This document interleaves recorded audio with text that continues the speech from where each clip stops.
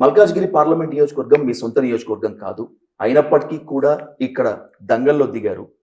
ప్రధానమంత్రి మోదీ వచ్చి మీకోసం రోడ్ షో చేశారు. అంటే మీ మీద ఏమాత్రం వ్యతిరేకత ఉంటే అది మోదీ బ్రాండ్ పేరుతో వాషౌట్ అయిపోవాలని చెప్పి ఆ రోడ్ షో ఏర్పాటు చేశారా? ఎక్కడ కూర్చున్నావు ఇప్పుడు మీరు?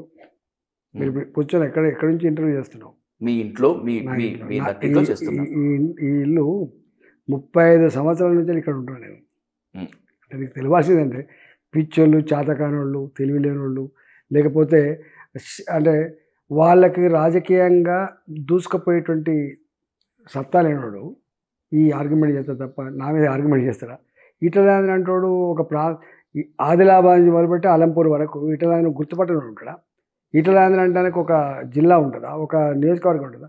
తెలంగాణ గడ్డ మీద ఎక్కడ నిలబడ్డా కూడా రాజేంద్ర అన్న మంచి అయితే మంచి ఓటు ఎత్తారు, లేకపోతే లేదు. అట్లా కానీ ఈటలాంధ్ర గారు నేటివ్ కాదు, అసలు వీళ్ళు ఎవరు నేటివ్ కాదు, గుర్తుపెట్టుకోండి, నేనే నేటివ్.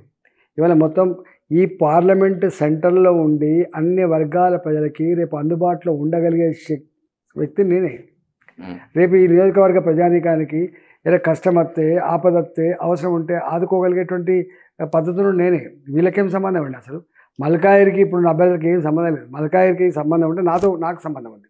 ఓకే.